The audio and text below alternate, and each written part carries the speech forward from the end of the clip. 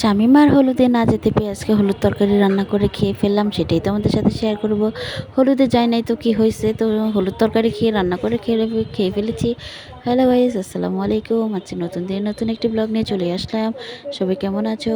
তোমাদেরকে সবাইকে শুভ সকাল। আজকে রান্না করবো হলুদ তরকারি, কারণ আজকে হলুদে যেতে পারি নাই, তার জন্য প্রথমত হচ্ছে আমি আলুগুলো ভালোভাবে ধুয়ে নিচ্ছি। আজকে নতুন একটা রেসিপি, ইজি একটা রেসিপি তোমাদের সাথে শেয়ার করতে যাচ্ছি।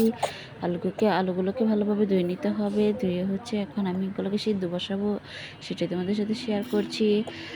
আশা করি ভিডিওটি সবার ভালো লাগবে, আমাদের সাথে থাকবে। যে আমি চুলায় বসিয়ে দিয়েছি, ঢাকনা দিয়ে ঢেকে বসিয়ে দিব। ঢাকনা দিলে তাড়াতাড়ি সিদ্ধ হয়ে যাতে, সিদ্ধ না হলে কিন্তু রান্নাটা তাড়াতাড়ি করা সম্ভব না। এই যে দেখো প্রায় সিদ্ধ কিন্তু হয়ে গেছে। তো দেখো এর মধ্যে আমি ডিমটাও সিদ্ধ করে নিয়েছি, ছিলিয়ে নিয়েছি। এই যে দেখো আমি আলুটাও ছিলিয়ে নিয়েছি। আলুগুলোকে ভালো করে সিদ্ধ করে নিতে হবে। ডিমটা ছিলিয়ে নিয়েছি, এখন আমি যে ডিমটা ভেজে নিব আগে।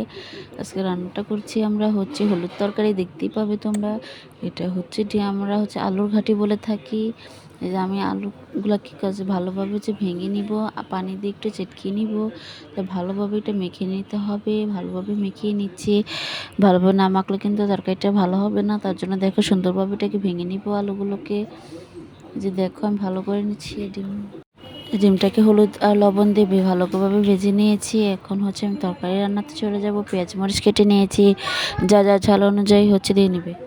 পেঁয়াজ মরিচটা ভালো কেটে নিয়েছি, এখন হচ্ছে এই যে তেলের মধ্যে দিয়ে দিলাম। এখন আমি রান্নাতে চলে যাচ্ছি। পেঁয়াজ মরিচটা ভালোভাবে ভেজে নেব। দেখো আমি নাড়াচাড়া দিচ্ছি, ভালো করে ভেজে নিব। এখন যেহেতু আমি তরকারিটা রান্না করবো না, ভালোভাবে না ভেজে নিলে কিন্তু ভালো লাগবে না। তারপর কাঁচা কাঁচা থাকলে কিন্তু কোনো জিনিসই ভালো লাগে না। তো দেখো আমি এটা ভালোভাবে ভেজে নিয়েছি। এখন হচ্ছে আমি পানি দিয়ে দিব।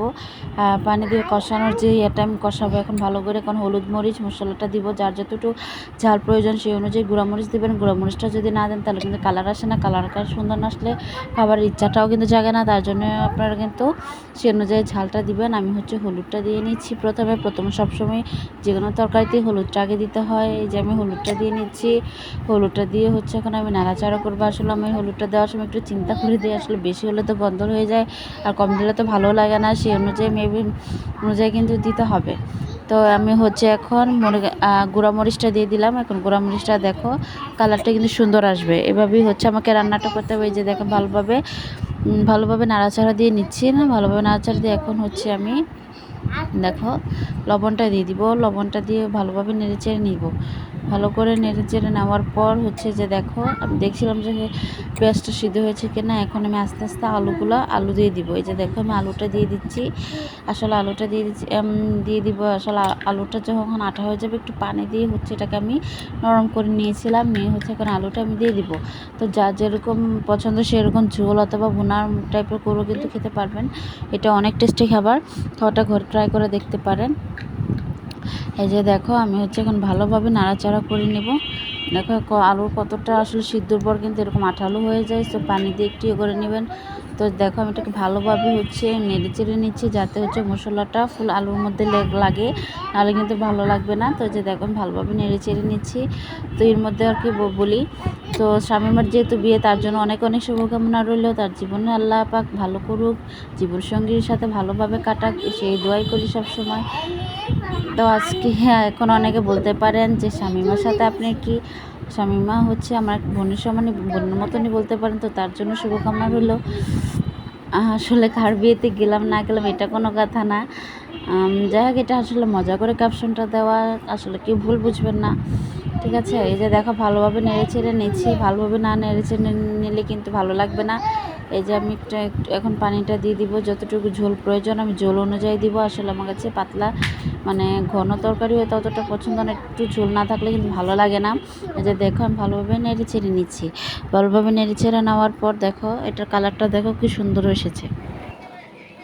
এই দেখো এখন হচ্ছে আমি রান্না দেখো আমার মোটামুটি কিন্তু হয়ে গেছে। নাড়াচাড়া করছি, পানিটা দিয়ে আসছে দলাটা ভেঙে নিব, নাহলে কিন্তু আবার দলা বেঁধে থাকলে কিন্তু ভালো লাগবে না। এই যে দেখো একটু আরেকটু পানি দিয়ে এটাকে একদম মোটামুটি একটু করে নিয়েছি। তো আমি আরেকটু দিয়ে দিব। আসলে আলুর তরকারি কিন্তু পানি শুকিয়ে গেলে আঠা হয়ে যায়।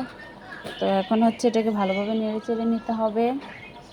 আবার নেড়ে চেড়ে পরে যে দেখো ইচ্ছা করলে ধনেপাতা অথবা হচ্ছে তোমরা হচ্ছে জিরা গুঁড়ো দিতে পারবে। আজকে হচ্ছে আমি জিরা গুঁড়ো দিয়েছি। তো আমার রান্না করা শেষ, দেখতে পাচ্ছ রান্না কিন্তু একদম কমপ্লিট হয়ে গেছে। এই যেমন রান্না করা কিন্তু শেষ। এই যে দেখো আর একটু জাল হলেই কিন্তু হয়ে যাবে।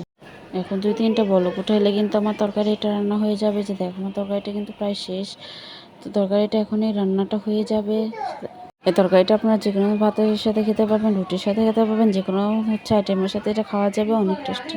যারা যারা হলুদে যেতে পারবেন না, তখন কিন্তু হলুদ দিয়ে তরকারি রান্না করে খেয়ে ফেলবেন। তাহলে অন্তত মনের শান্তি, চোখের শান্তি, সব কিছুই শান্তি শান্তি ফিল হবে। যে না, হলুদে যাইতে পারি নাই তো কী হয়েছে, হলুদ দিয়ে তরকারি রান্না করে খেয়ে ফেলি, তাহলে কিন্তু হয়ে যায়।